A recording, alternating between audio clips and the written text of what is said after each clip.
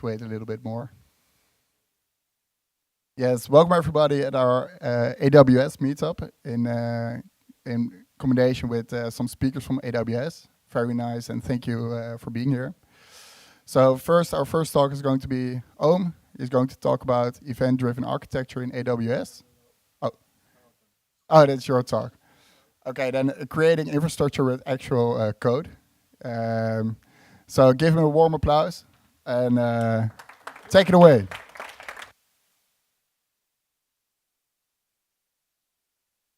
You see here, right? Oh, you don't see.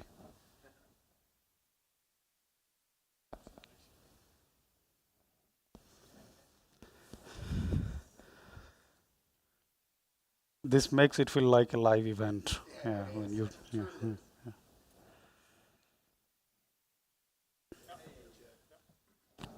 All good?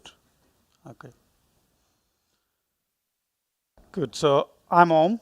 As you can see, I work at AWS. Hey, I work at AWS, and I'm going to talk about infrastructure as code, right? That means infrastructure as code on AWS, obviously, right? How you do that? How you create infrastructure on AWS?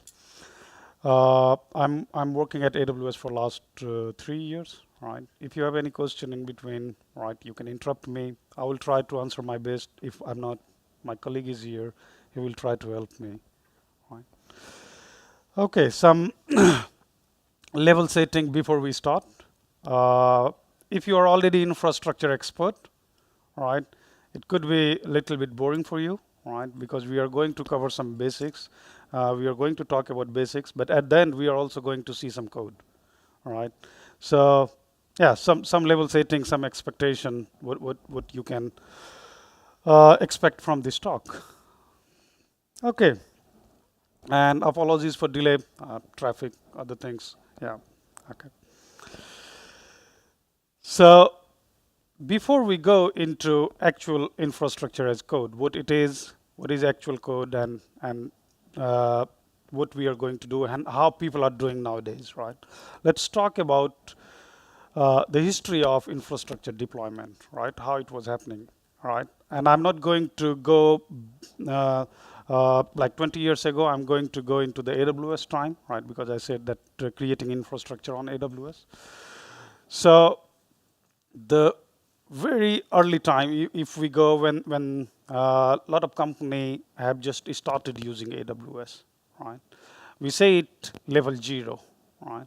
So what most of the engineers or user of AWS, what they were doing, going to AWS console, right? Of course, if they didn't have account, signing up with credit card, getting access to AWS console and clicking here and there and creating the resources, right?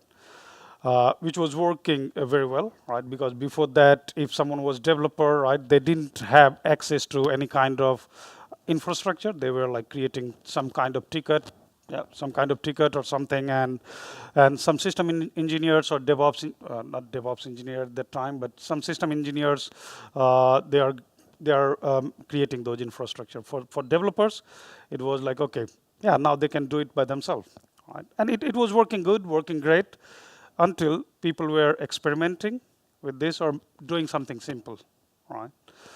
And it became challenging when people started creating little bit production kind of infrastructure, right? And wanted to do wanted to follow software development life cycle, so create multiple environments. They wanted to repeat the infrastructure. It wasn't possible. Right? It was possible, but there was like high scope of errors, right? Because you need to have runbook, playbook, and still there are human who are clicking the different button, typing the information, and there are chances of mistakes. So there is no guarantee that the infrastructure what you create on test environment, the same infrastructure will be created on acceptance on production environment, right? So, and so that is one challenge, but other challenge was time it takes, right? If, for example, if it is a large enterprise company and they have to create, for example, nowadays one organization have like thousands of AWS account, right? And if they have to create, let's say every day, infrastructure for different environment, it takes a lot of time, So what a lot of engineers, what they started doing that, okay, let's automate it, right? They had AWS SDK, right, since beginning. So there were AWS API, SDK, and what they did, basically created some shell scripts, some automation, right? Some command line and calling the SDK from there, right? So it solved the challenge, which was like creating the infrastructure by hand. That was solved, right? Because they were able to just run, or basically run deploy.sh or something, and then it was creating the infrastructure. But then they ran into different type of problem, and then those problems were like, what if infrastructure creation failed in between? There was no logic to handle it, right?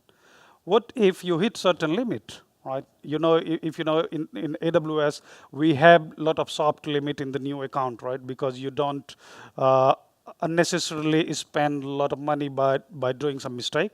So we have some soft limits. So what if you hit those limits, right? So those kind of handling were not done here in these scripts, and it was possible to do it, but again, it is difficult. You have lot of edge condition, right, to take care of, right, and you have to keep it updated with the update of SDK and with the new issues, all those things, right? So it wasn't let's say enterprise ready.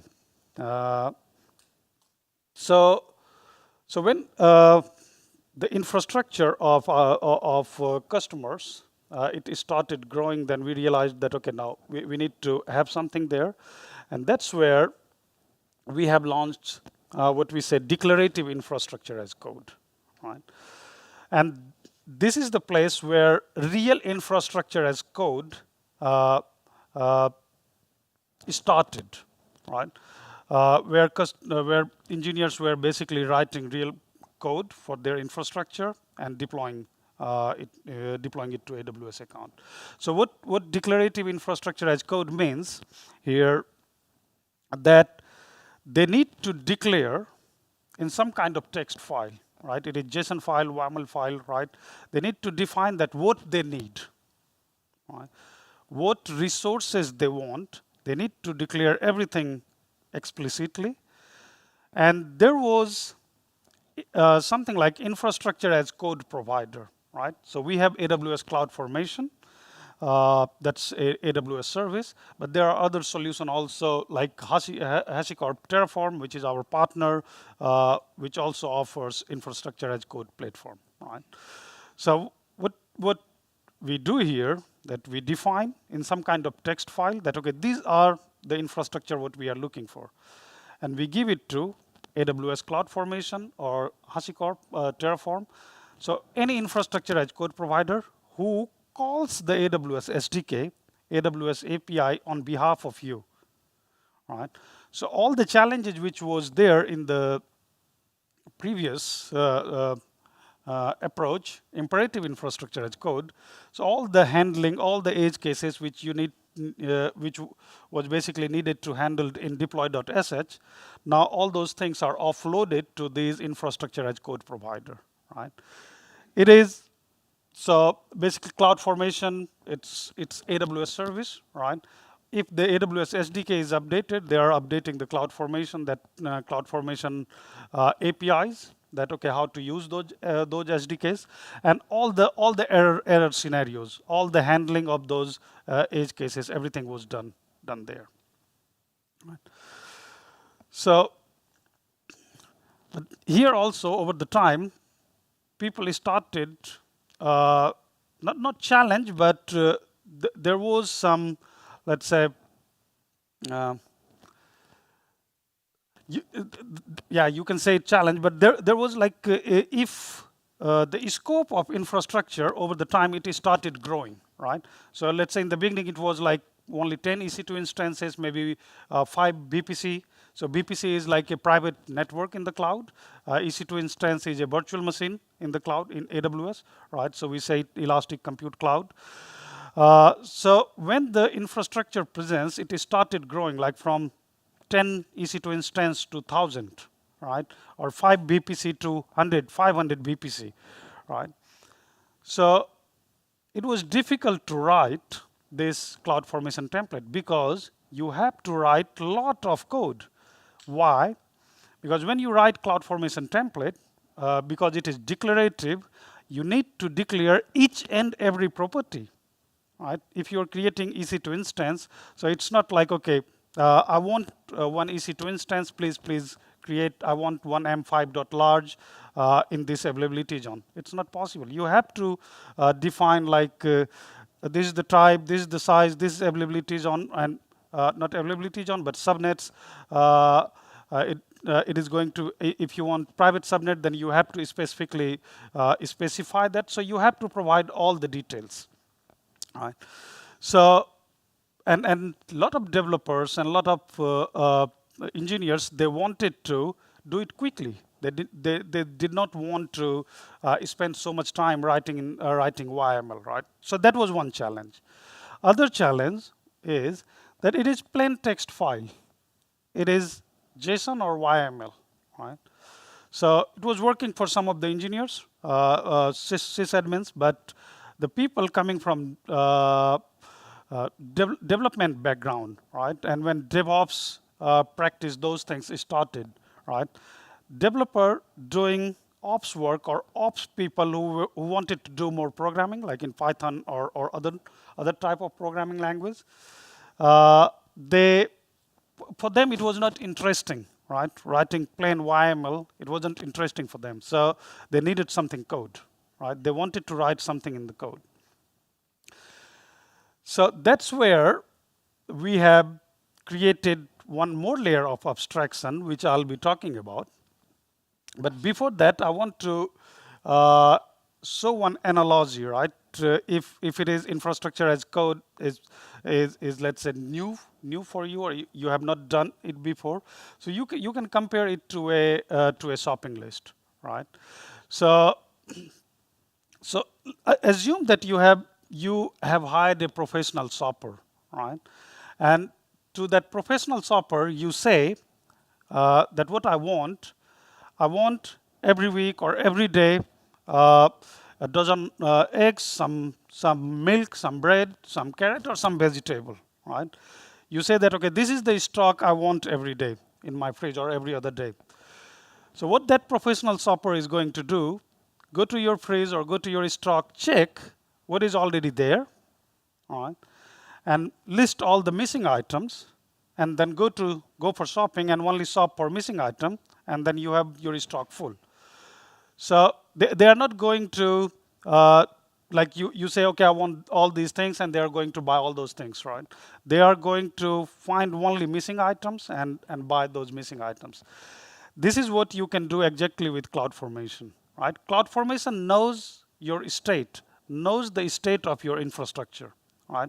That what is already created in your AWS account, and if you add something in your CloudFormation template, for example, you say that, okay, I have one S3 bucket, and I want one more S3 bucket. You add the code, you declare the text or code for that S3 bucket, and CloudFormation is going to check, okay, there is one S3 bucket already, I'm going to create just one more. So what you see here, right? So the example, what I explained. So this is, what you see here is the simple code, and this is CloudFormation. This is how you declare S3 bucket. And it is going to AWS CloudFormation, and CloudFormation is calling the API and creating the bucket one. You go there and add bucket 2, then it is what it is going to do. CloudFormation is going to check that, okay, bucket 1 is already there. It is just going to add bucket 2. Same, if you remove something, then it knows that, okay, there is like 10 buckets created, and you remove 2 buckets, it will go just remove 2 buckets. You have some question? Yeah. If you speak a little bit loudly.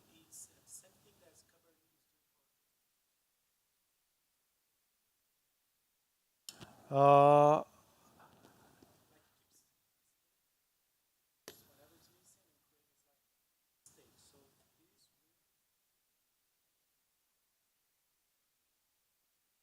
Yes, yes. So when you create first time like CloudFormation stack, right? So it doesn't show in your S3 bucket, but under the hood, it keeps you the state of what infrastructure have been created.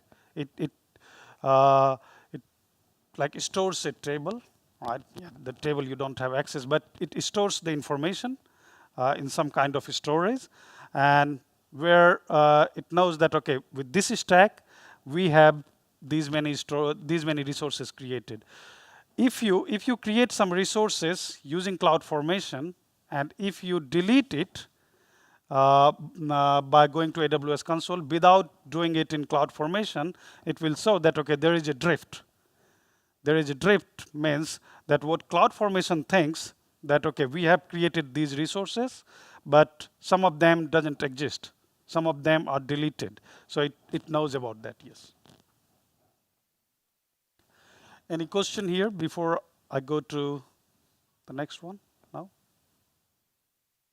Or or uh, do you all know about CloudFormation, or is this like you are hearing about it for the first time? You,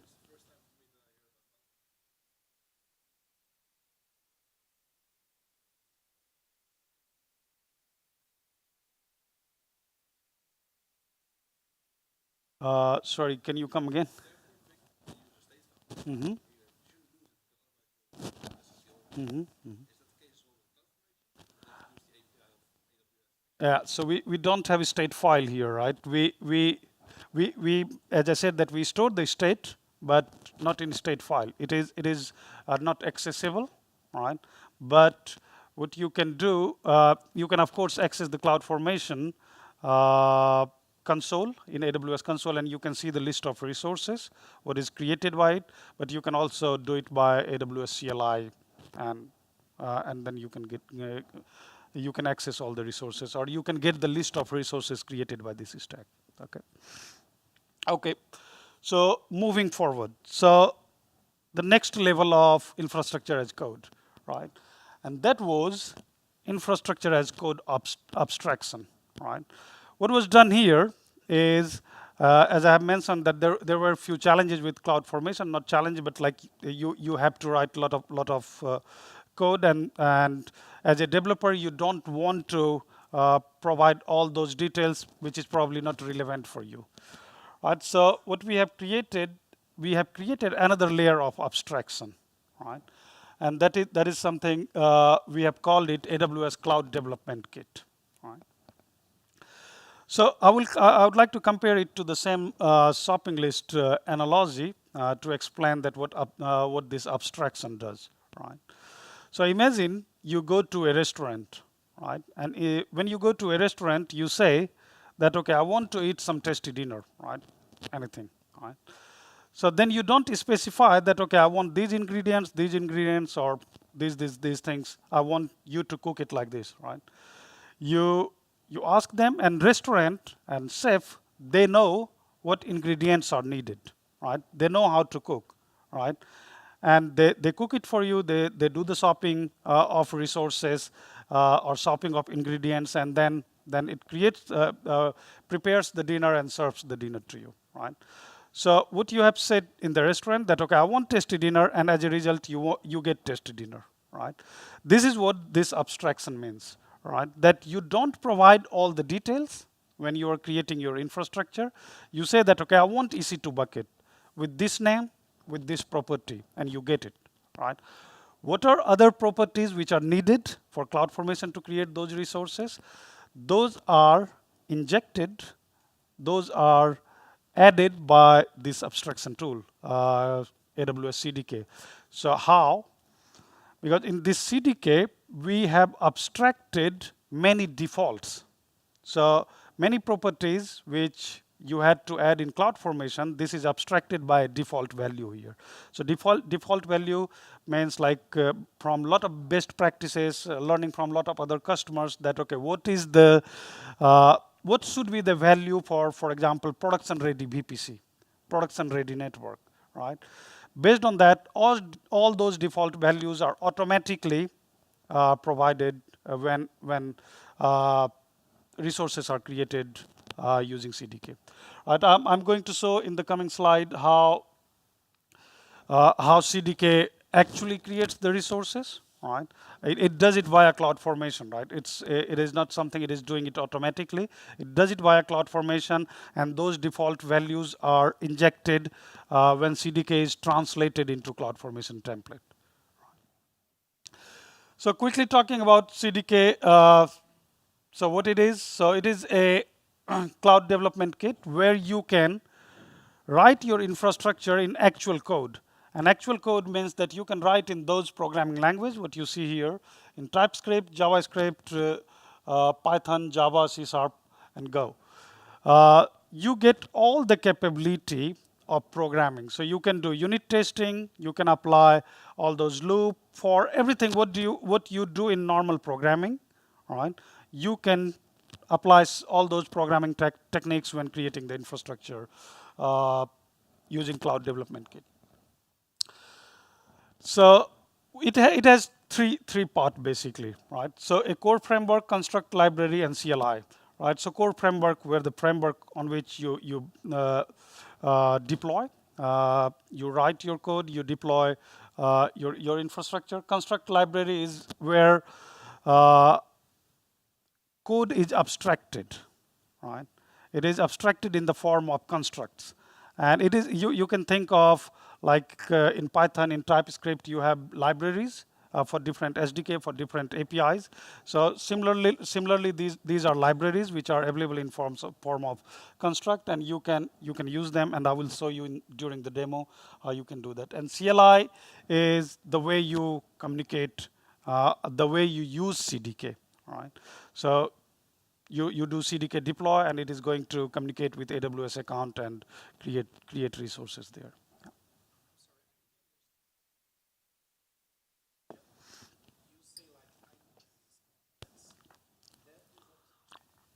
Thank you. So in the declarative version, you say, I need these components, and just like Kubernetes, it's going to look at the components, look at the state, and guarantee you that those components are there with that configurations, right? This is the declarative. What's the difference from the infrastructure as a code? I didn't get this. From this one, CDK? Yeah, the difference between the declarative and this one. Okay. So the difference here is in the declarative ones, you had to declare everything, right, by yourself. You have to, for example, if you are going to create VPC, VPC is a network in cloud. So you have to, if you are creating a VPC, you have to define that, okay, what is the CIDR range? How many availability zone it should span, right? And then how you are going to create subnet, right? If you are creating a subnet, then route table, all those things you have to do yourself, right? But here in this CDK, you have to write one line of code, and you say that, okay, I want a VPC with 2 availability zone, right? How the routes are going to, how the routes will be created in the route table, this will be automatically determined by AWS CDK, right? Of course, you have option to overwrite it. You can say that, okay, now I don't want the default options, I want to change it. You have the option, but if you don't provide those options, you get it automatically created and decided by AWS CDK. You mean if there's a dependency, so VPC needs this, and this component, this is automatic. And also for the configurations, like we don't have to know which properties are needed. Exactly, like mostly on the configuration part. So what it is going to do, if I need to put these configurations, I can. yes, you can pass those configurations. So that is possible, but if you don't want to, then it is going to use the default configuration, which is done by CDK, right? So what it does, that it is not like there is just default value. It has been created in such a way that it puts the smart default value as for the configuration parameter. Yes. Thank you. So I'm going to show you how the workflow is, right, and then it will be a little bit more clear.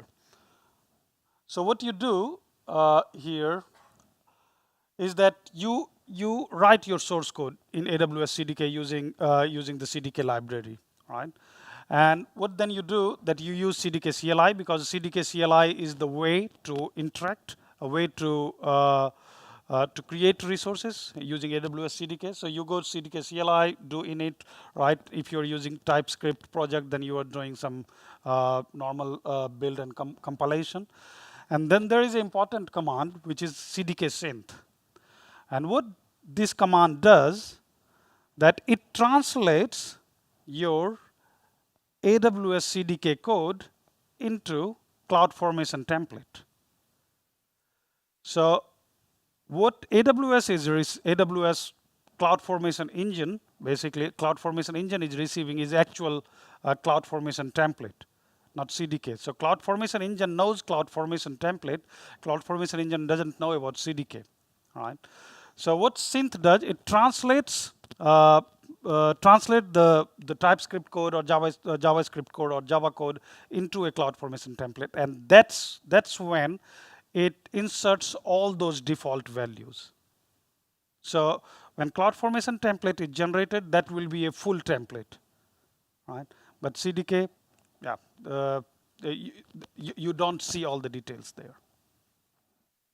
And then, so as you see here, that the template is generated and that template is provided to CloudFormation engine, and CloudFormation engine is then going to AWS account, and our CloudFormation engine is actually in AWS account. So what it does, that it creates resources for you. Okay, let me go back. I wasn't looking at the screen. So yeah, so with CDK deploy, you have your resources created. So what you see here is an example of construct, right? What you see here, new CFN bucket and some detail about this, and then you see the CloudFormation template generated, right? Now there is a level of abstraction, right? So there is L1, L2, L3, right? What is L1? L1 is what we say L1 level 1 construct.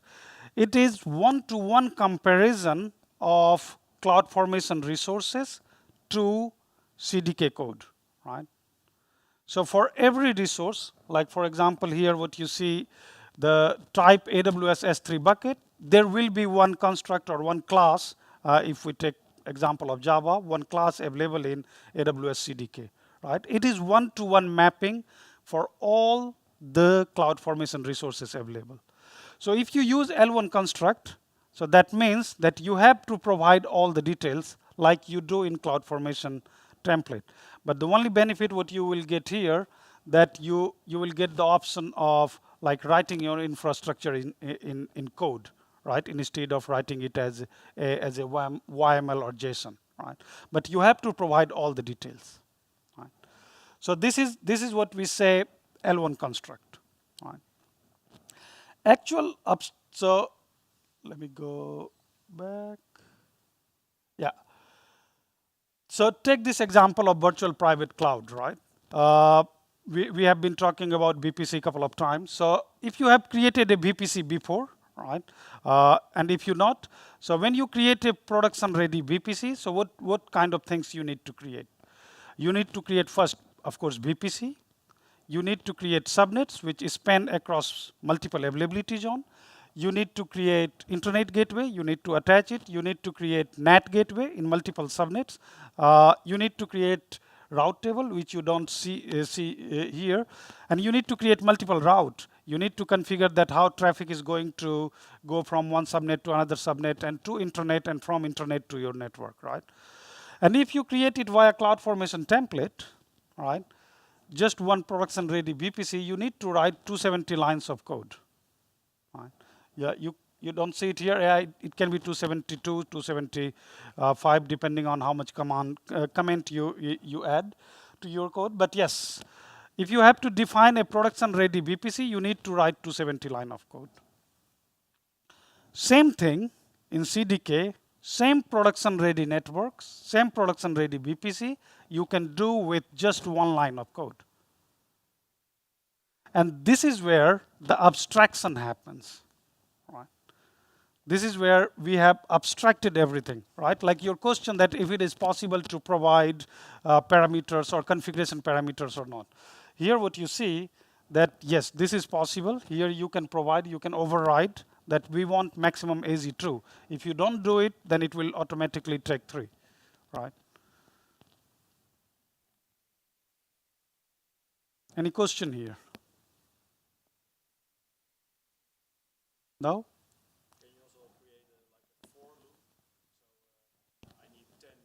Yeah. Yes. All the programming. So that's why we have added a programming capability, right? That with the programming capability, as much as programming, you can leverage, you can embrace as much as programming concept there. Yes. So for example, I can give you an example that, okay, you want to create 3 instances but of 3 different type, right? Or 3 different size. For example, M1, C1, or R1, right? What you can do, you can create a list or array of these 3 string. You can create a code, you can loop through that array, and you can pass the instance type or instance size as a parameter, right? Yeah. For example, here, if you have to create, let's say, 10 VPC because of requirement, right? And each 10 VPC has different max AZ requirement. Maybe the test VPC just 1 AZ, development 1 AZ, and production or other type of application different. So what you can do, you can loop through, you can create a array list of like AZ size, right, or expected AZ, whatever you give the name of that array, and you can loop through it. You can call the same code 10 times, just change this value. Right. It will create 270 multiplied by 10, so 2700 lines of CloudFormation code. So it will be generated. Yes. Any question? No. So this is where the abstraction begins, and at this abstraction, what we call is L2 construct, right? And what L2 construct is, right? Like L1 construct, we have one-to-one mapping of each CloudFormation resources, but for L2 construct, we have created it for like each service, right? It is not like that. Okay, it is available for each and every let's say every newly launched service, right? But it is available for most of the service, right?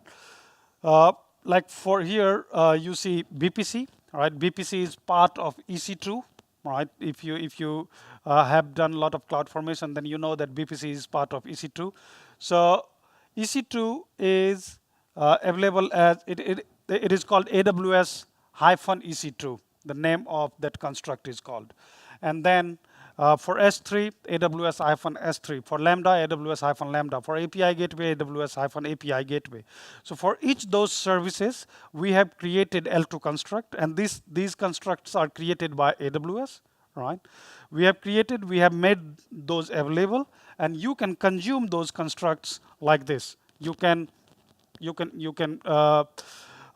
import in your code, and you can start using it like this. So for most of the service, we have L2 constructs available, and this is where abstraction is applied. So this one line of code, just to explain what is listed here, this one line of code is going to create a production-ready VPC with these many IP addresses, more than 65,000. 3 AZ, and as it is mentioned that everything is optional, you can override it. But then after that, there is L3 construct, right? And L3 construct, as I said, that L2 construct are created by AWS, right? But we have made this AWS CDK is open source project. We have made it available for community, right? And what we have asked our community that, okay, create a pattern based on your uses, based on your requirement. For example, if we look at this example, let's assume that there is a company who is deploying container on ECS Fargate. ECS is a container service on AWS, and Fargate is a serverless compute. And they have one application which is running on container on Fargate, and which is in the front there is a load balancer, right? And because of multiple reasons, could be that okay, they have multiple environments, they want to create those applications many times, right? They want to repeat the infrastructure for that application, let's say during CI/CD pipeline, right? First create the application and then do the testing and then destroy it, right? So they can create the pattern, they can abstract even more, right? So what you see here at L3 construct level, there is one ECS pattern which is created. What it says that application load balancer with Fargate service. And some details are provided here, right? And there is a information about container image, sample image. And what it is going to do, just this 6 lines of code, it is going to create a production ready VPC, what you have seen before. Elastic IP, all those things. Then elastic load balancer, security group, ingress, egress rule, the task definition. Task definition is something, the detail of your Docker container, that how it is going to run. Listener, then target group, and then some security related stuff, IAM group, IAM policy, log configuration, and then also image, CPU, memory port. All those things are done with just these 5 lines of code, because with this in this pattern all the details are abstracted at one more time, right? But this is let's say very specific to your use case. It is not like okay, it can be used in all the use cases, right? If your use case is using a service with application load balancer running on Fargate, then you can use this pattern, right? But if you want to have a network load balancer, or if you want to have some other not a load balancer there, right? You want to have like just running just running as a like doing a bad job, right? Then you have to use the L2 pattern, L2 construct. Any question here? Yeah. 8 to 9.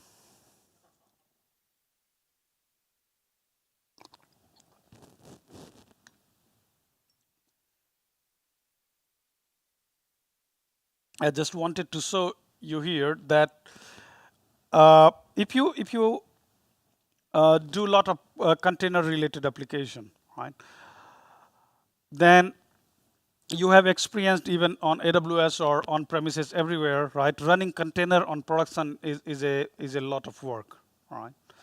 And this AWS CDK, it is not only infrastructure as code. It goes a little bit beyond, and you can use it in your, let's say, application development as well. So application development, by saying that it ties to your application code as well. How it does, right? If you see here, there is a L2 construct, AWS ECS, AWS Elastic Container Service, right? And what this second line is doing, this second line is saying that create a container image from the code available in your local, available at your local machine. So for example, inside the apps directory, you have your Docker file defined. You have your code, for example, mycode.js, which is available there. What this single line of code is going to do, it is going to take the code, Docker file, this code, do all the building of the code, compilation, whatever required. Then it is going to build the image, and with the Docker build, once the image is built, it is going to publish that image to ECR. ECR is Elastic Container Repository, right? And it is going to create the repository, right? If repository is not already there, so it is going to create the repository and then publish that image there, right? So with this single line of code, you can do building your local code, building Docker image, creating your ECR, and publishing the image to ECR. Right. And recently, we have created some more extension, more libraries to this. And what we have we gave it a different name. We said it AWS CDK containers to simplify the container deployments even more, right? Because we know that running container on production is very difficult, right? You have to do a lot of work, right? So with this extension, AWS CDK containers, and what we have said, it's service extension. What you can do, you can take that code from your local machine and directly create a service. So once you have created an image, and that image is available in ECR, you can directly create a service from there, and that service will be, and you can access those services.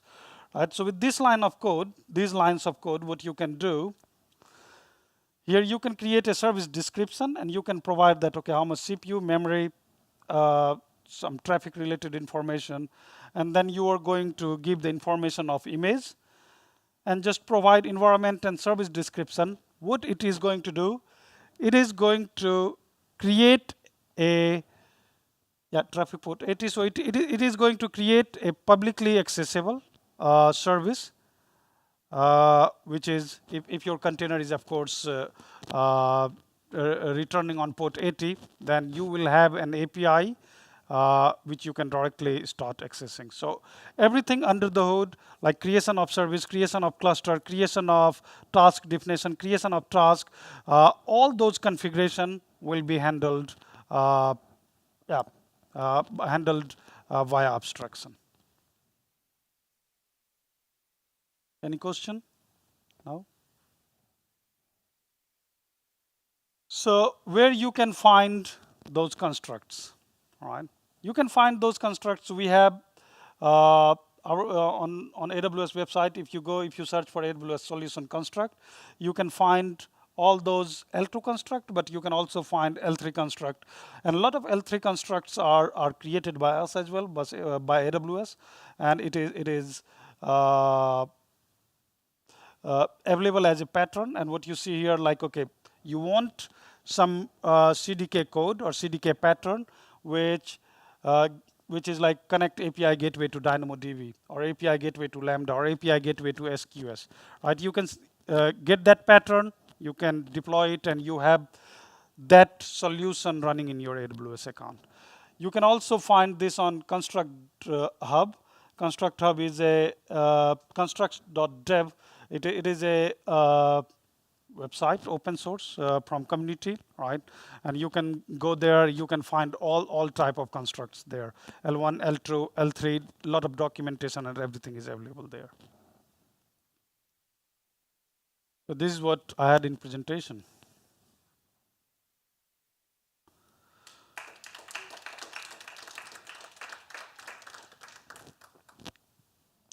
So if you want to see some code, I'm not sure if I think it is visible.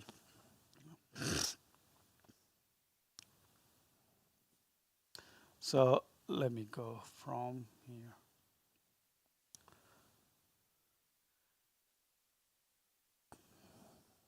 Is it visible or?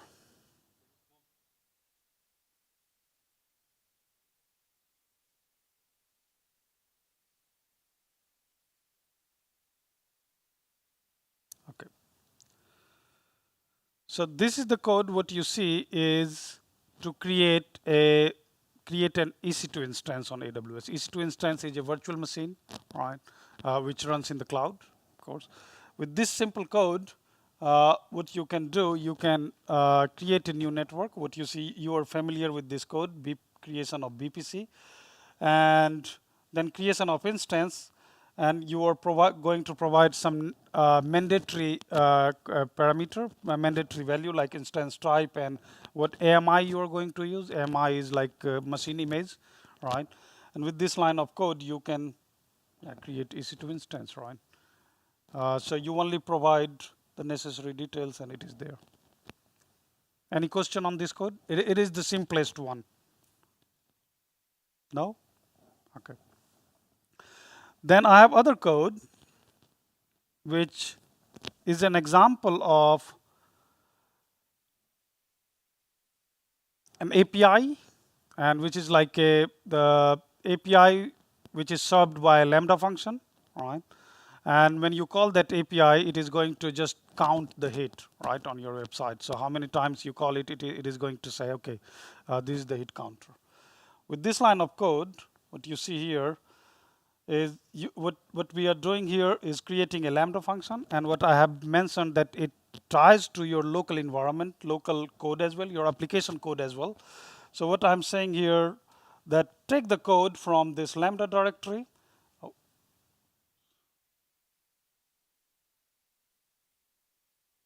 Yes, so here there is a Lambda function. What you see here,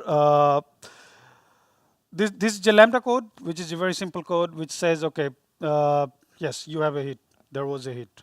Okay, and what it is doing here, that it is with this line of code lambda.code from asset, it is going to take everything, whatever you put in this Lambda directory.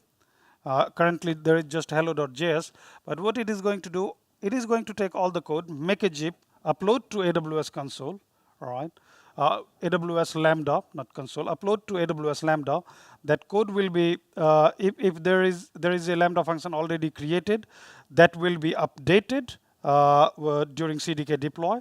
And yeah, you see the information that, okay, it will be Node.js environment and hello.handler. And once this Lambda function is created, it is attached to an API gateway. And what you see here, new API gateway, and then Lambda REST API and giving some information. So it is going to create API gateway, and it is going to create connection between Lambda and API gateway using the REST API, all right? And then as a result, what you will have, you will receive one endpoint, and that endpoint you can access. Yeah. And that endpoint will call Lambda function. And a little bit more complex one, and this is the last one. If you are deploying a container, right? If you want to deploy container, right? So to deploy a production-ready container, how you can make use of what you see here is ECS service extension, which we have created to make the container deployment easy. You can take some, what you see here, that some high-level classes are imported, like service description, and then there is an environment created here, which says like, okay, this is a production environment, nothing fancy. The important one is this service description. So there is a hit counter description, and here you provide details of your how your container is going to run, CPU, memory, and reference to your container image. And then here you see that I'm also adding a DynamoDB table. So connection to the DynamoDB table to the container will be made by CDK code, right? And here what you see is that what I'm doing, I'm adding an extension. So I'm saying that, okay, the container infrastructure is ready, but I want to access it using load balancer. So what I'm doing, that adding HTTP load balancer. Similarly, you can add X-ray extension, right? So if you know about X-ray, X-ray is what do you do with X-ray? I forgot the term. Tracing, yeah, of course, X-ray. So if you want to do the tracing from your load balancer to your Lambda code to the database, right, you can simply come here, you can attach X-ray extension, and what it is going to do, it is going to modify your container, right, automatically. Whatever is needed to make the X-ray configuration, make the X-ray running, it is going to make all the changes inside the container, and your X-ray will be enabled. Similarly, if you want to do CloudWatch, I hope there was for, let me see. So if you want to do CloudWatch, enable CloudWatch agent, right, you just need to go and add this extension. And again, it is going to make changes in infrastructure, changes in container, install the agent, right? Create a route that how the logs will be transferred from your container to CloudWatch, everything will be handled with this one line of code. So it's not only limited to these extensions. There are more extensions, but like we have done with CDK, we made it available for community that you can create according to your need. So same thing is also possible with extension. If you have your own need, you can create your own extension and you can attach like this.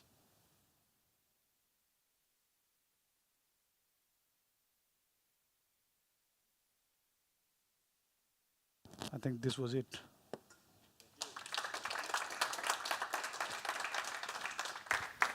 Any last question before he kicks me from here? Yeah, very interesting article. So I have probably two questions. The first one is about, let's say you have a CDK code, yeah, and you want to apply to your AWS system. Which role you are using for that? You are using root or you are using like a IAM role? Yeah. A root, once you never access root. Yes, you should not use root. Let's Yeah, put it like this, right? You never access root. You create your root account, you put the password, maybe you cut it into multiple pieces and you put it at multiple places, right? What is the normal way of accessing, right? And what was, right? IAM user, right? You create IAM user, right? You attach some policy to it, right? Policy defines what you can do, right? For example, admin policy, you can do everything. You can also, let's say, scope it to let's say only S3 or only network or only serverless API gateway Lambda. So that was another way. But now enterprises they use role, right? And usually with most of the enterprises, when they use it on production grade, what they do, they connect it with their Active Directory. So the way the email address, what you use to log into other application in your organization, same email address and same password you use to log into AWS account. So what happens, that there is integration created in IAM, right? And with that, it assumes the role. So how you should do in production, right? If you are going to use CDK, assume role. Okay. I see. And also the second question then. I see Vincent wants to add something. Yeah. Yeah, of course, yeah. And also then second question is about, for example, if my role doesn't have such kind of permissions, yeah, for example, to create some of the services and it's executed in code, for example, what's happened? It will fail. Okay, so there is some kind of exception. If you don't have permission, for example, if you're creating a BPC and then role you are using to deploy your CDK code, right? And it doesn't have permission to do anything with the network, right? It will throw error that okay, not sufficient. And it will roll back all another changes then. Yes. Yeah? So Okay. in any stack, like in CloudFormation, if you create a stack, if stack creation fails in between, right, what it does that it automatically starts rolling back. So under the hood of CDK, so CDK doesn't create a stack by itself. What it does, the only job it does that it translates into a CloudFormation template and hand over that CloudFormation template to CloudFormation engine. And CloudFormation engine is basically creating that stack, creating those resources. So like in CloudFormation, if it fails, it rolls back. Yeah. Okay, it's based on the CloudFormation. Under the hood, all the creation happens with CloudFormation. Okay, Yeah. thank you very much. Yeah. Any further questions? No? Okay. Then it's time to give another warm round of applause. Thank and you very much. Some drinks.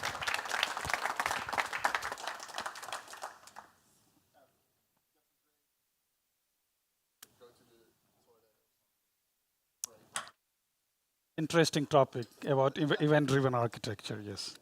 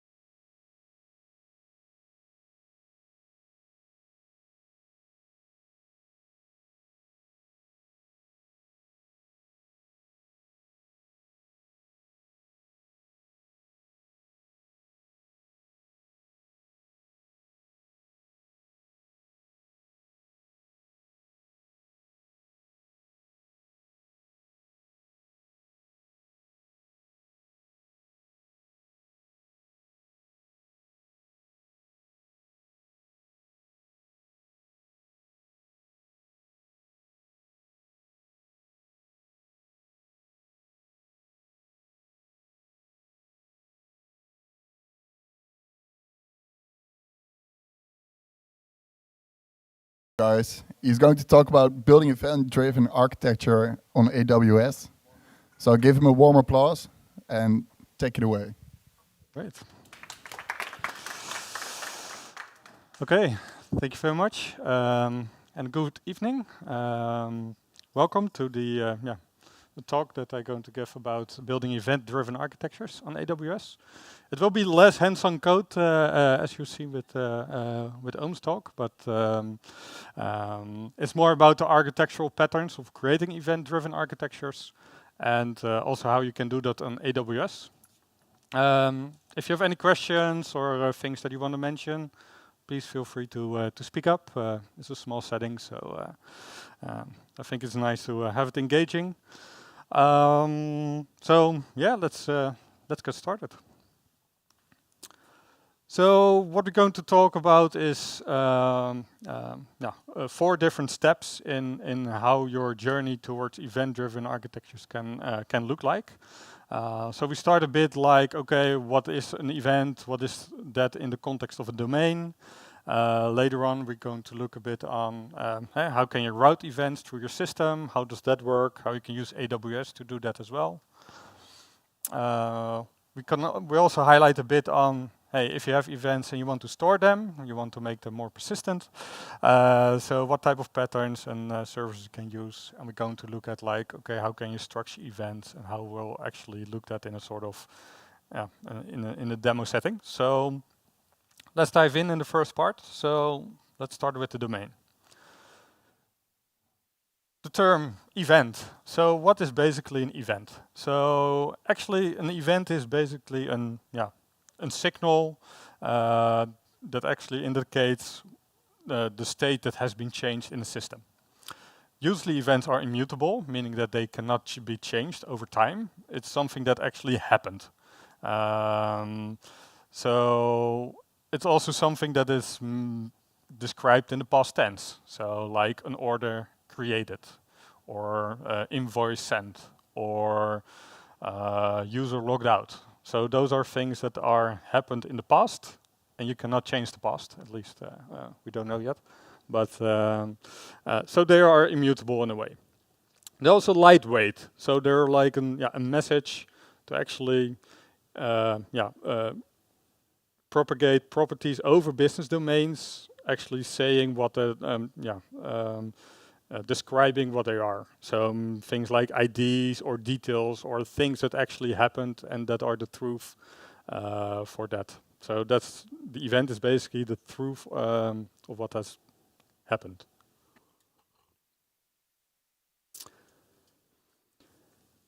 And actually, if you look at companies and systems and building software, it's quite natural in this sense, because if you think about that, events in a business, that are things that are actually happening there. So, and it also tells something about the organization and how those systems are set up. So, for instance, if you have a company, there are different departments. There's the the retail department, the sales department. You have the fulfillment centers and the order picking. You have support. Those things are actually there, and there are all kinds of things happening in those departments. And basically, with the events, it's something that actually happens and that you tell your colleagues in other departments, basically. So, for instance, in the retail domain, you can say, hey, I've created an order.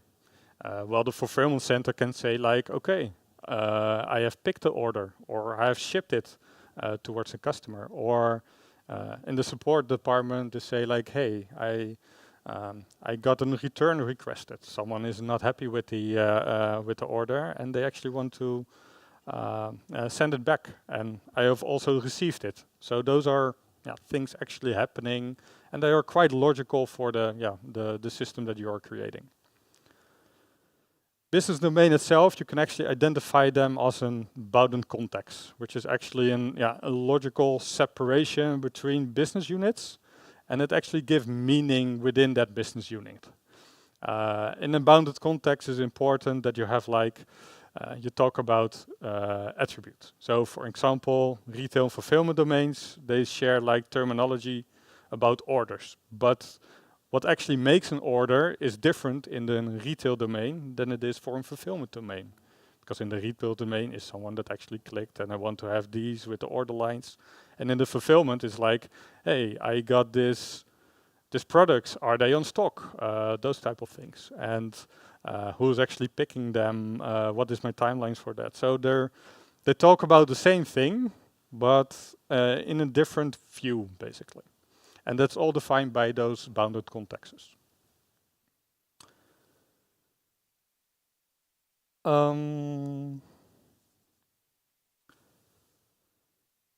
If we talk about events, we talk about so how are things orchestrated within those business domains. So in this example that you see, like, hey, there's an order that that comes up in the retail domain, and that is actually handed to something like an orchestrator. And the orchestrator is a component inside that domain that's going to look like, hey, is this order in stock? So it will reach out to the event inventory manager. And that one says, yes, it's in stock. And the orchestrator says, okay, great. So let's reserve it and let's send an invoice. And then the invoice manager says, okay, here's the invoice. And it will actually be set back towards the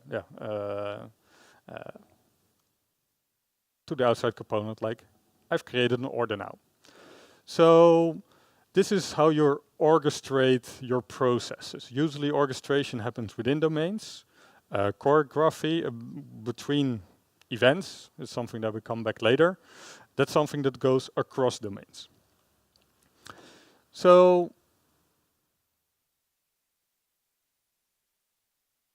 in AWS, we have a service called AWS Steps Functions, which is basically like an orchestration workflow engine.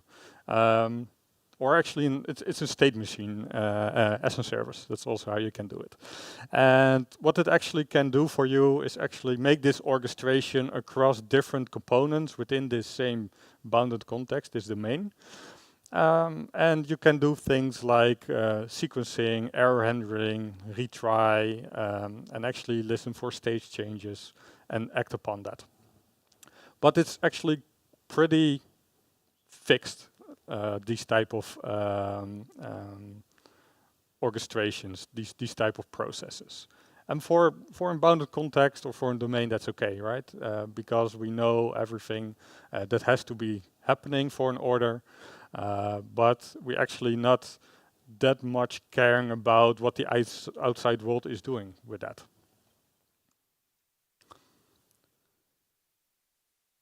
So,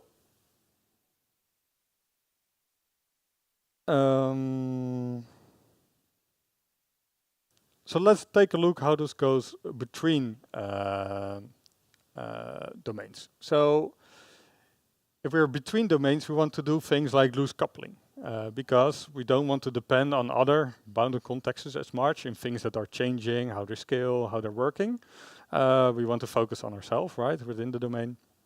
And there, we don't want to have like an orchestration component. We want to choreograph more the things. So we actually make things happening as they go by actually using events. So we want to notify get notified on certain events that has been taken place in this domains, and we want to react on that. For instance, like, hey, there's an order created that's public, and I want to know, like, please let me know when that order is actually shipped, because I can actually send it back to my customer or act upon that. So we look at, like, what is the difference between choreography and orchestration? We actually use choreography to actually coordinate between microservices or bounded contexts. And it's actually something that you do with events and pub-sub mechanisms. So we have a service called Event Bridge. We come to that later in more in depth what it is. And SNS, which is like a pub/sub service to do that. But it's basically about, how do those publishers and subscribers act upon the things that are happening within my system? Well, orchestration is more like inside a microservice or in bounded context, where you're actually more orchestrating how the process flows, like we saw in the example with step functions.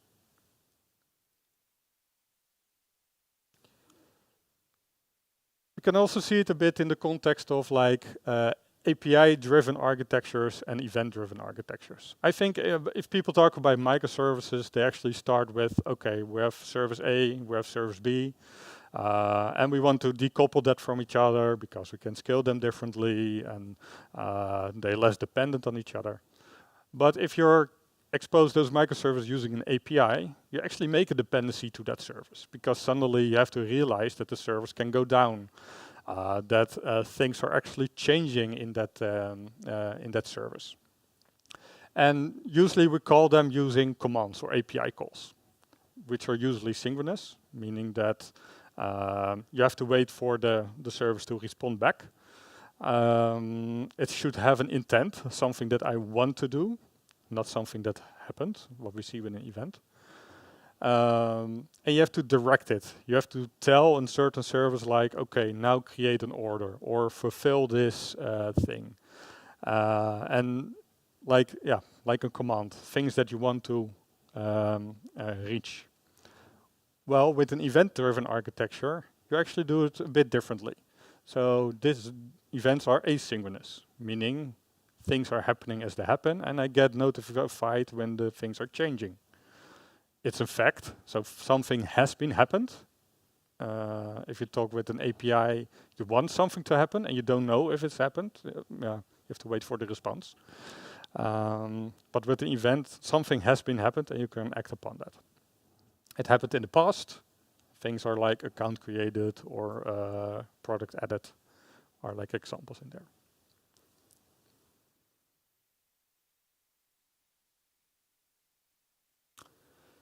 So events are observable, not directed.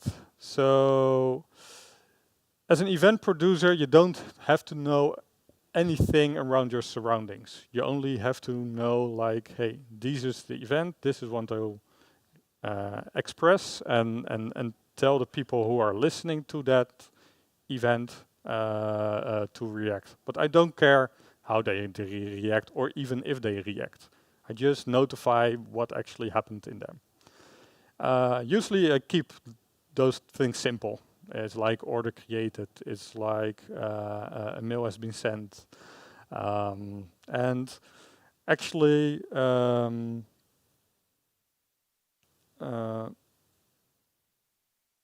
you can actually have other services consume those events without actually needed for me to actually have those changes. So I just telling what happens and those services are responsible for that. Well, as like direct commands, I need to know, like I have to direct to someone, say like, hey, please send an email confirmation. And then the notification service says, okay, it has been sent. So that's something that you direct to that.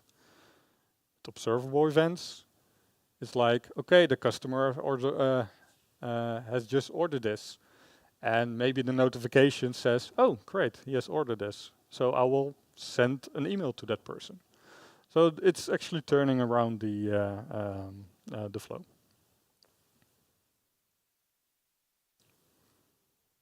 Okay. So how can we actually route those events towards our system? So we now know we have our domains, we have our events played out, we know which services we want to create. So how do we actually make sure that events from service A will actually land in service B?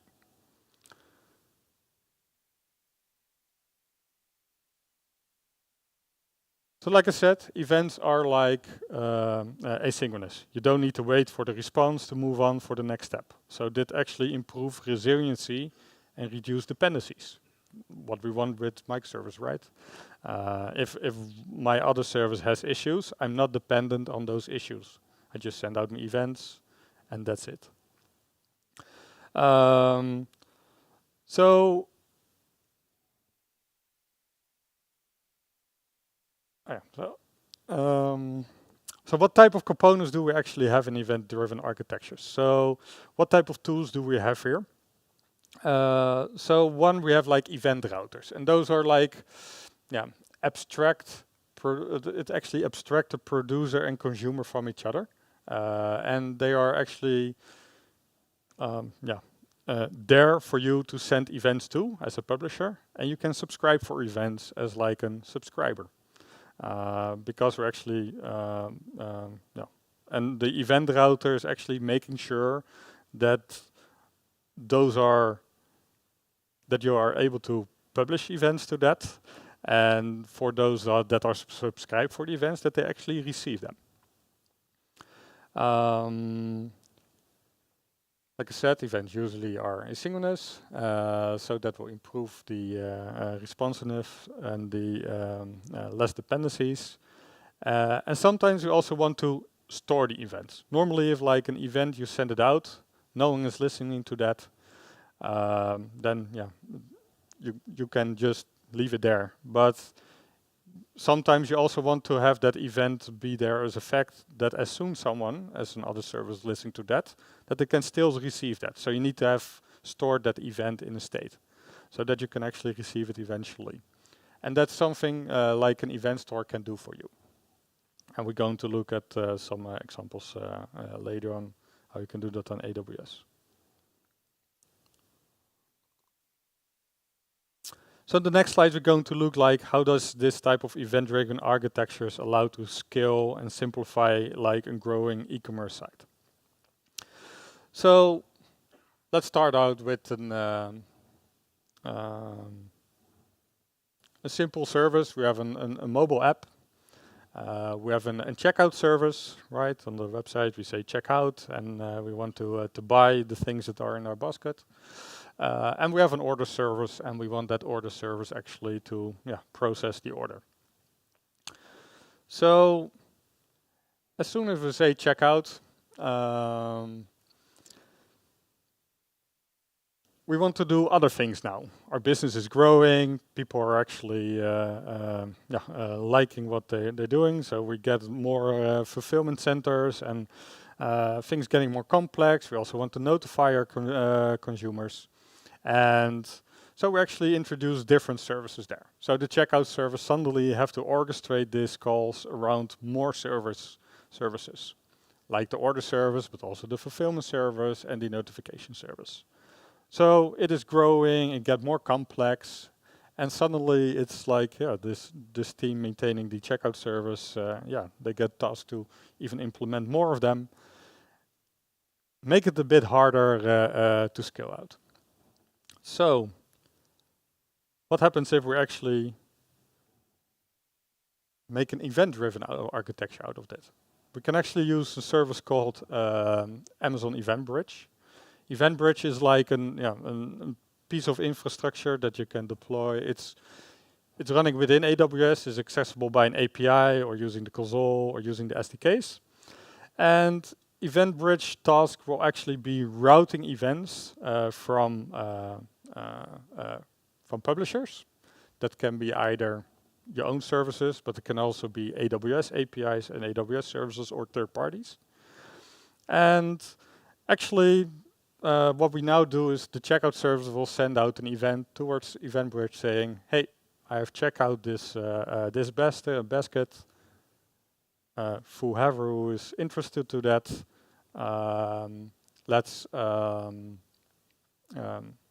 they can actually respond on that.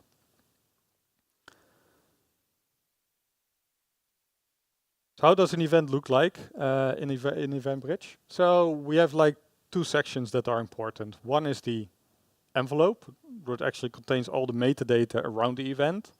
So usually it's the event ID, which version is it, which type of event is it, and where does it come from. So those are describing more the things around an event. So it's more used towards like the system and in the routing. And on the other end, we also have the payload. Basically, the information that is in the event that actually tells what is actually happening or has happened. Sorry, there's a question?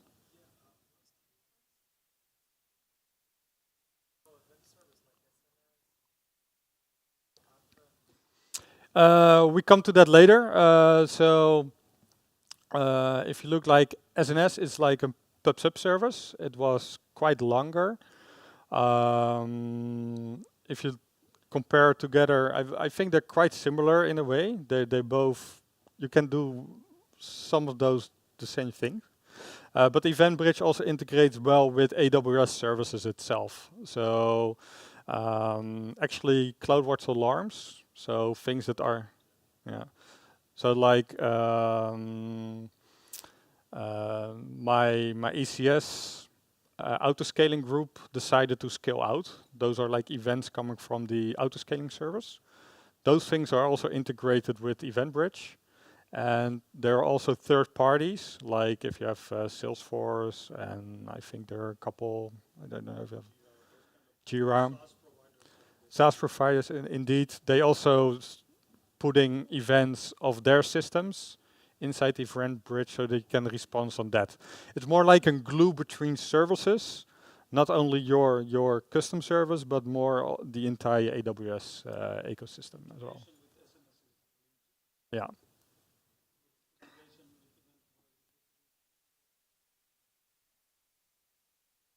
Yeah.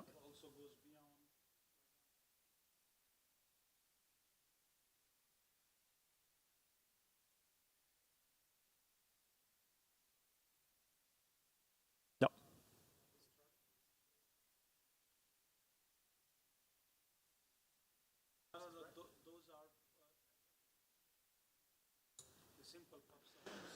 Yeah.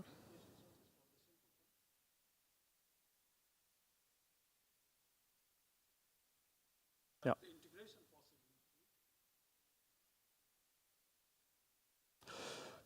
Yeah, it depends more on your needs. You also mentioned like Kafka or, for instance, RabbitMQ can also do PubSub or even Redis. And so there are different systems that can basically do the same thing. But it depends on your needs, what type of SDKs, what type of languages, how do you want to integrate, that you can choose which service you want to do.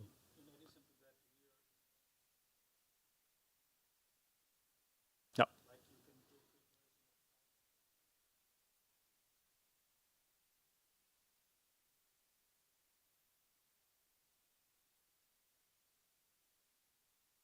Yeah.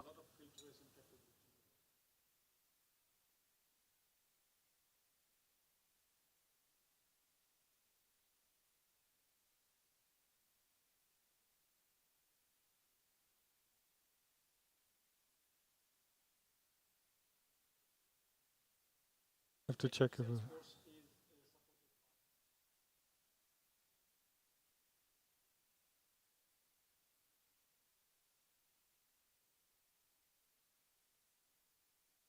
yeah.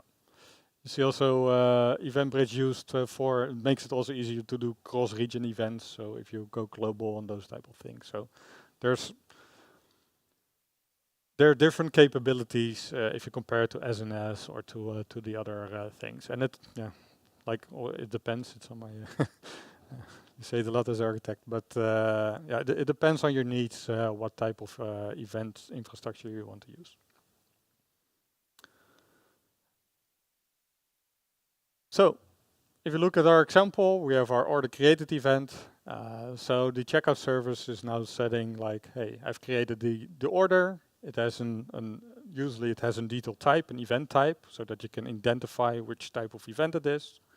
Good practice is also to include a version. So over time, that if events are changing because of certain needs, that you can have like backward compatibility built in for events that are like on dead letter queues or anything like that. So, but that's versioning is something that is good to have as well. And it has a source so that you know where it comes from. So if someone has like also an order created, but from a different source that you can at least filter on that. But yeah, we're actually pushing that towards EventBridge. But we're actually, so you don't have to, go to all those services and give them like, hey, I've created this order, I've created this order, I've created this order. EventBridge is the one that does that in there. And actually, EventBridge purpose is there to route the different events to the services that are interested in that. So like Ohm said, you can create a filter in there where you can say, as a subscriber, I'm only interested in the order created events. For instance, a notification service just wants to tell people that an order has been created. It isn't interested in all the other events that that come there. Or the order picking, the fulfillment center. They only want to know orders that are created, not the orders that are left out or anything. So you can actually use those filters to route those events to the right services. And again, the checkout service is not aware of anything that is listening to that. It just states what happened.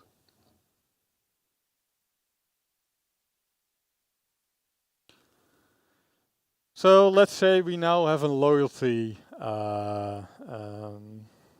loyalty service, and instead of rewriting the application, changing the order service, we can actually now create this new service.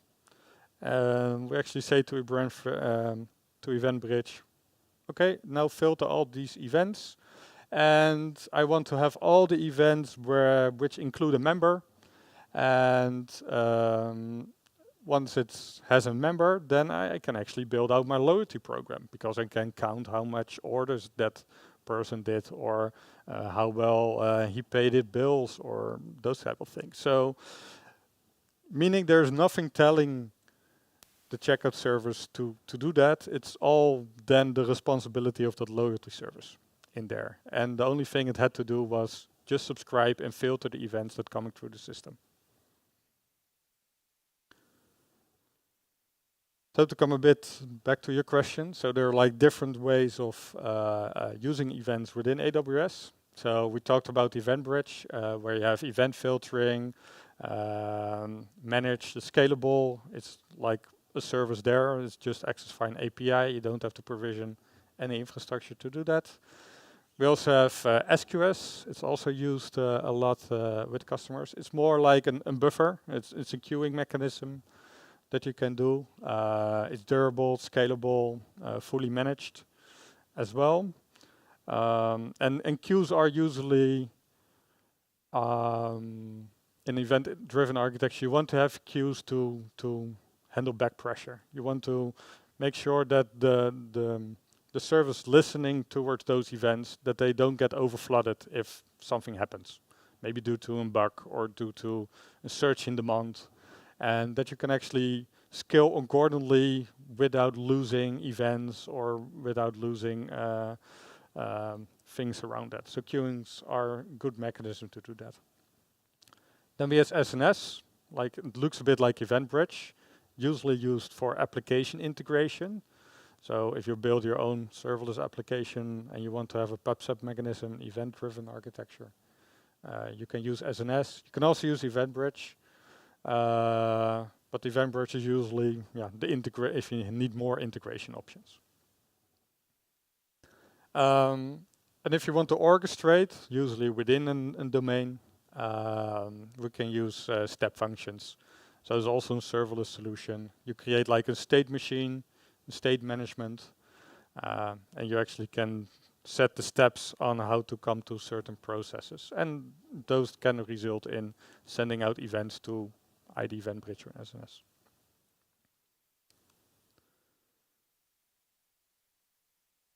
How does EventBridge look under the hood? So on the left side, we have our different integrations, event sources. So that can be AWS services, like the example I gave with the autoscaling service, or it can also be Kubernetes, where there is a new version. Those type of events are also sent over. And you can respond to that through automation if you want. You can write your custom events, so for your own application and their own integrations. And like we said, you have like SaaS apps like Jira or any of those that are supported from our partners. And they actually, send those events towards something called like an event bus. So that's like a stream of events where you can actually set the, you can actually choose the places where those events land and where you want to respond on. For instance, if you want to filter them with rules. So you can say that you can put everything in one bus, but usually it's a common practice to also use different buses for different type of events because it also can help you with scaling. And you can have those different rules in there. So like the filter options that you set, either on an event type or maybe something inside the messages of the events. And the last part are like the targets. So those are the services that can actually receive those events. So that can be step functions, that can be SQS, it can be a Lambda function as your code. It can be like a container that just talk to the API or that's reachable over HTTP. So there are like countless of possibilities for you to actually design your system with this. Here we have an example of the event sources supported by EventBridge. So like Zendesk, we have Datadog, OutZero, New Relic. I don't see Salesforce in.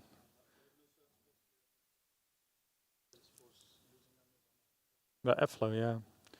AppFlow is more a service that collect the data out of Salesforce and can also send it back. So it's more like in data synchronization. It's less on the events, but we can take a look if you want.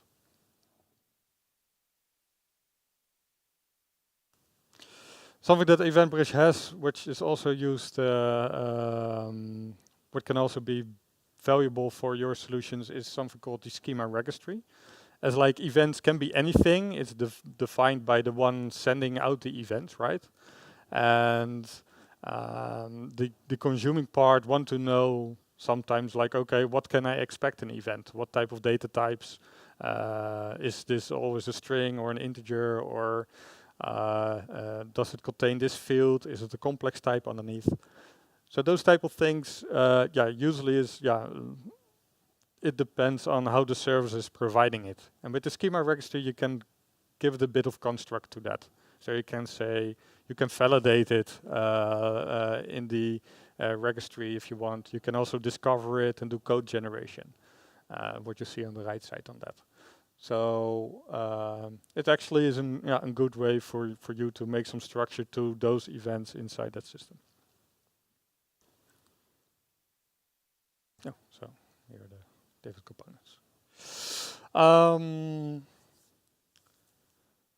I've already talked a bit about SNS, like it's a simple, flexible pub/sub service. So actually, you push messages towards SNS, and it actually fans out towards different subscribers. One thing that SNS can do, it's not only HTTP calls or to SNS, SQS queues that you can send those events. You can also send it through email or to mobile phone pushings or text messages. So there's a different way of interacting. I think SNS was one of the first, SQS was one of the first services, of AWS.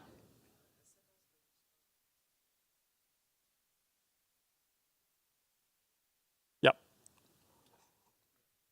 Only if you subscribe to that, you receive it. So that's why usually you see the pattern where you have SNS with an SQS queue tied to that, because then those events become persistent and then you can retrieve them on your own pace. Exactly.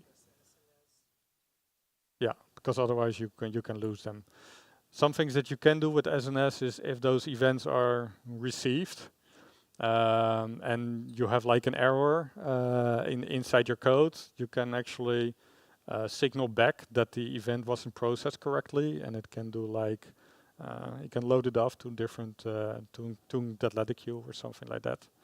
So there's some mechanisms in for handling errors and things happening with those events, but overall having it together with XQS is a good pattern to use.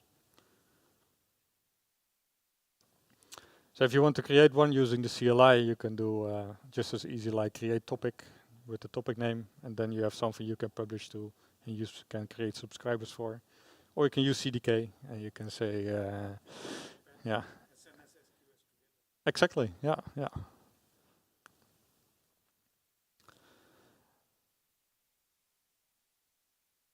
So this is also basically what you can see with the how the pattern will look like. So what you usually see with publishers is that they are also using different topics. So sometimes services can distinguish between certain events. You can also see it like an anti-pattern, because that could also mean that your service is doing too much if you have to publish too much topics. But in this case, you can distinguish US orders from EU orders, make sure that they have their own list of subscribers. For instance, in the US, there are like different VAT handlings and those type of things that need to happen if you look compared to, for instance, EU orders. So maybe different audiences are interested in those events. You can use filters to do it as well for the routing, but yeah, sometimes making a different topic is too. Just like EventBridge, you can use the filters. So in this case, you can say like, what is the location, and then you can filter on that, and then the subscriber can actually determine which type of events to come in there. It depends a bit on what you want to achieve. If you really want to have them separated out, for instance, if you have a multi-tenant system, one of the things is that you don't want to that you want to have tenant isolation, so you can create topics per tenant, for instance, and you can say like, hey, we really clearly separate them. And it's also about limits and throughput. So if you have a lot of events on this, you can make separations to actually increase throughput of those events.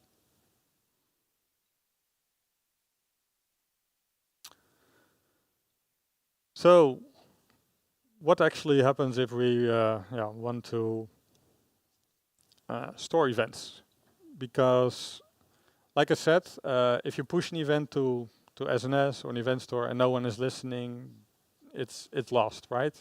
And sometimes you want to buffer them. Sometimes there's problems with the service, why it's not listening, and those events can be just as important that you don't want to lose them. So having like an event store in place, like a queue, is something that you can have. Sometimes you also see people using like Kafka or Kinesis, like Stream, as like an event store. You can do that, but there's usually a difference between messages and streams. Messages are usually individual. They tell something on what happened to a certain entity. You can see them loosely from each other, right? Well, a stream is actually a piece of data coming through, and you only see the whole story if you have all those pieces together, like a video image, right? So that's usually a difference that you see with either you choose for a stream or for an event. And also if you want to use Kafka but you see also people using streams for publishing events, because you can have different subscribers to streams and you can read like places within the streams, react on those type of things, and it's always there. You can also go back and forward if you want. So streams has some advantages in there as well, but usually they are used for messages that only tell something when they are together. That's also why streams usually are um, um, are in order. Events can be out of order if you want. So.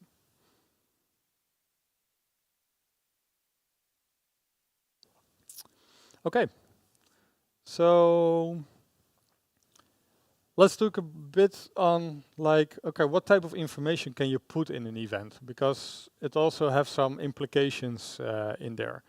So let's say if you have an event that just say, hey, an order with this ID has been created at this time by this customer. It's information that is like, it happened, it's important, and our downstream servers can actually use to that. But it's actually missing also context. It doesn't know what's in that order.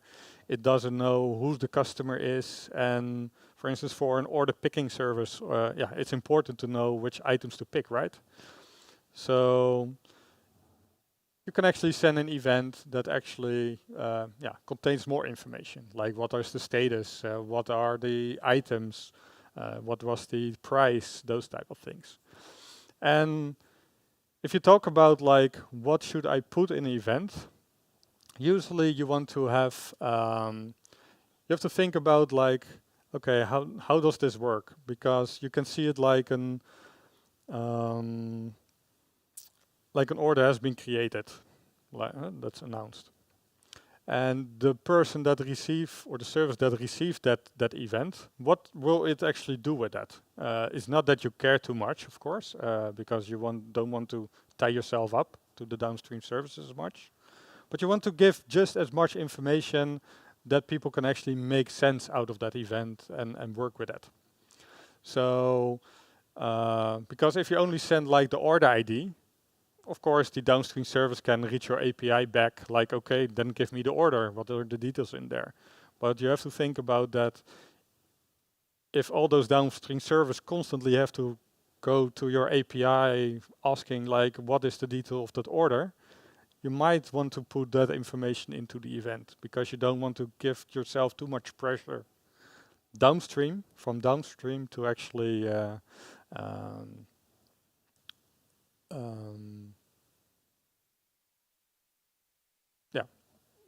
to handle those type of requests. So you want to give just as much. You also don't want them make too big because it also comes with a cost, of course. An event, there are bytes over the network, and then especially in scale, it can add up. So yeah, it's hard to find the sweet spot there, and that's also why it's important to have like different event types and different versions, because then the downstream services can actually decide for themselves how much detail they want and what they want to reach for.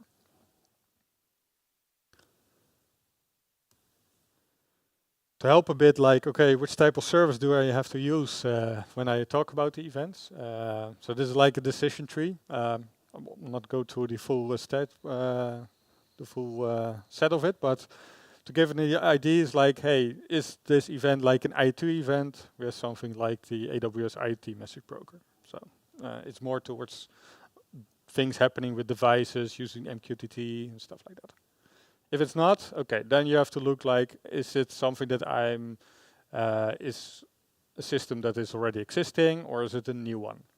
Usually new one, we want to use modern application services to do that. So we want to fall into the category of SNS, Eventbridge, SQS. But if there are like existing ones, yeah, you can think about RabbitMQ or Redis or even any other EC2 type of service. You also have to think about, is it a stream or is it just like an event, a message? If it's a stream, we can use Kinesis or MSK, which stands for Managed Kafka. Or we can actually use SNS as a pub/sub or a queuing mechanism in front of that. If you're using SQS, you can also choose if first in, first out, so the order of events is important to you. You can also use Vivo queues. So those are, there's some limitations in that. But it is a way how you can remain order of the events coming into the queue, if that's required for your application.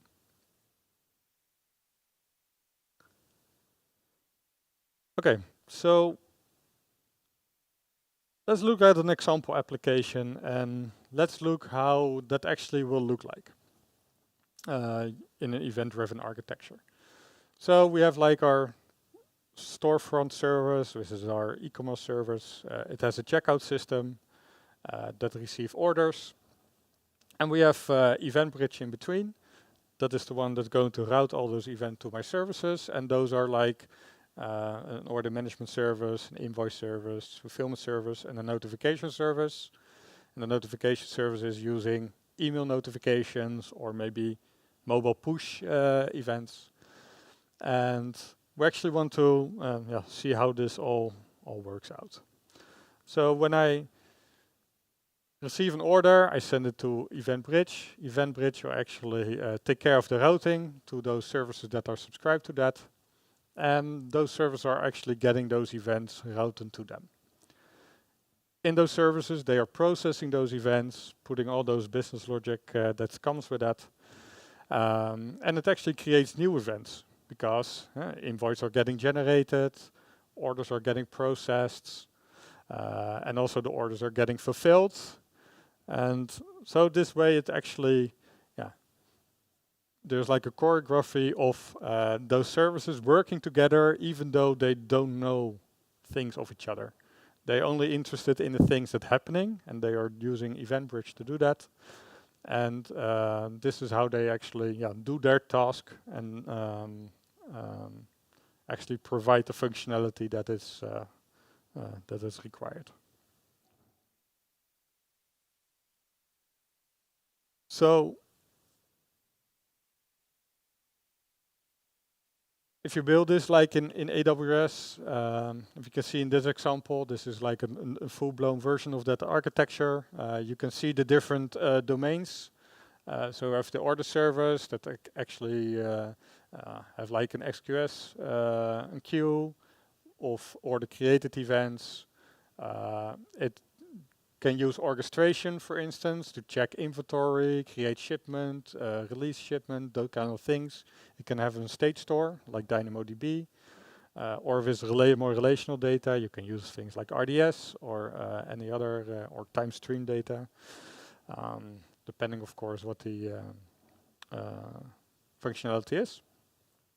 And you can see other services as well that can be set up right that. And they are, as you see, EventBridge or your event mechanism is right in the middle. Be able for those services to know what there is and address to the outside world of what happened. And based on that, you can actually create these entire applications without deploying any servers or just using the code provided in Lambda and services like XQS and EventBridge. Yeah, so Oom can write you a nice construct that can deploy all of that in one go.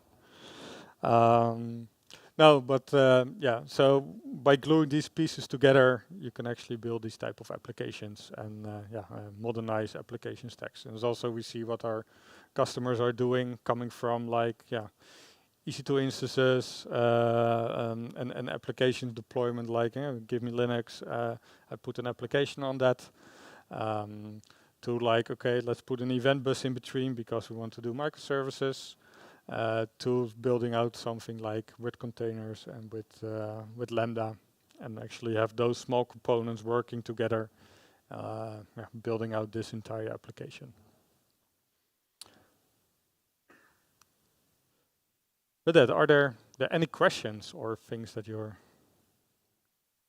like to know, or maybe you're working on an event-driven type of architecture and you have a question on that? Please let me know. Or no. Wow.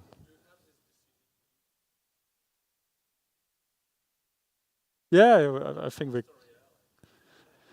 can share, and otherwise I don't know if there's no.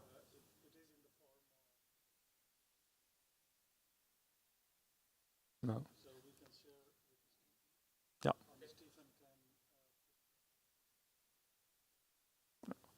And of course, if you're working on a project and you have those type of questions, you can reach out to your AWS solution architect, and he can actually help you with those decisions as well by asking a lot of questions, most likely what you want to achieve and those type of things, and then select the proposal for the services of how to use that and how that fits into the architecture. Yeah. I'll be sure to share it with you guys via the email. So if there are any more questions, then I would like to give Vincent a round of applause.